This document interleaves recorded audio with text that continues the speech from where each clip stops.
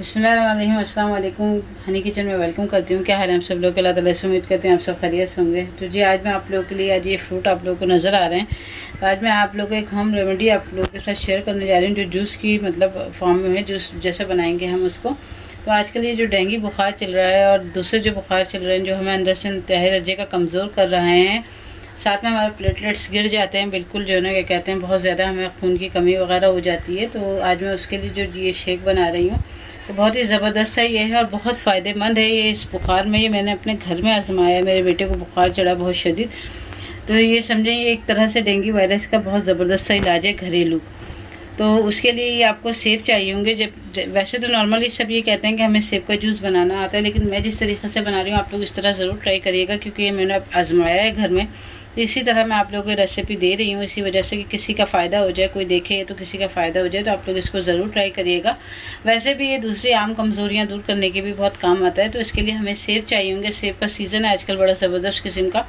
तो ये मैंने 2 तरह के सेब लिए हैं, आपको नज़र आ रहे हैं, रेड भी हैं और ये इस तरह के रस वाले भी हैं। तो ये रेड वाले इतने ज़्यादा रस वाले सेब नहीं हैं जितने ये ग्रीन वाले जो येलो कलर के जो सेब होते हैं, ये रस वाले हैं। तो मैंने ये वाले सेब ले लिए और इसको इस तरीके से काट लिया। और आज हम जूसर में नहीं बनाएंगे, हम इसको बनाएंगे ब्लेंडर के जग में। और इसमें पानी डालेगा तकरीबन 1 गिलास के करीब पानी, क्योंकि बिल्कुल खाली सेब का जूस हम नहीं दे सकते किसी भी पेशेंट को, क्योंकि ये भारी हो जाता है। ये फिर पानी इसमें डलेगा और हम ये जग में बनाएंगे, तो कोई चीनी नहीं डलेगी, क्योंकि ये सेब हैं खुद ही इतने मीठे आ रहे हैं आजकल। इसके अलावा काली मिर्च का पाउडर चाहिए होगा, जो कि ताज़ा पिसा हुआ हो।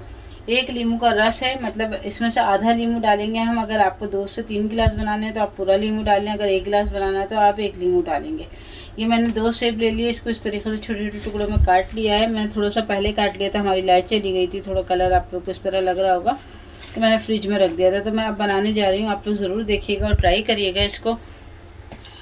ये देखिए मैंने जग में ना सेब डाल दिए हैं सारे। अब ये जो हमारे पास थोड़ा सा चिल्ड पानी चाहिए होगा हमें, तो ये 1 गिलास के करीब हमने पानी डाल दिया इसके अंदर। और अब हम इसको पहले अच्छे तरीके से ब्लेंड करेंगे। ये देखिए हमारा जूस अच्छे तरीके से ब्लेंड हो गया। अब हम आधा नींबू लेंगे और आधा नींबू लेके इसके अंदर निचोड़ेंगे और चौथाई चमचा इसमें काली मिर्च का डालेंगे। देखिए चौथाई चमचा मैं इसमें काली मिर्च का डाल रही हूँ और फिर हम ज़रा सा ब्लेंड करेंगे, फिर इसको निकालते हैं। देखें जी ये हमारा जूस बन के रेडी हो गया है। अब हम क्या करेंगे, एक बाउल ले लें या जग ले लें, आपके पास जो भी है, और एक बड़ी छलनी ले लें और इसको हम छानेंगे, क्योंकि ये एकदम से मुकम्मल हम नहीं दे सकते, ये बहुत ज़्यादा भारी हो जाएगा, क्योंकि पेशेंट वैसे ही कमज़ोर होता है। तो बस अब हम इसको किसी चमचे की मदद से इसका सारा जो ना क्या कहते हैं रस नीचे छान लेंगे।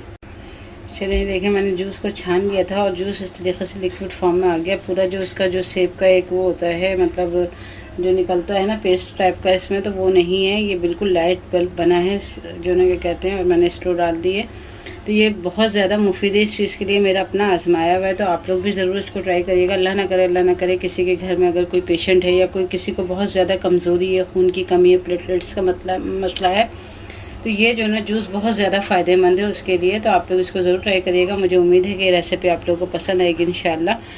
और एक तरह से ये दवा भी है और जो ना रेसिपी भी है, दवा समझकर अगर आप पियेंगे तो बहुत ज़्यादा फ़ायदा होगा। तो बहरहाल ये कि मुझे उम्मीद है कि आप लोगों को इंशाल्लाह पसंद आएगी। रेसिपी पसंद आए तो आप लोग इसको लाइक शेयर ज़रूर करिएगा। चैनल पर नए तो चैनल को ज़रूर सब्सक्राइब करिएगा। मिलते हैं इंशाल्लाह फिर किसी नई वीडियो में किसी नई रेसिपी के साथ या ब्लॉग के साथ। अल्लाह हाफ़िज़।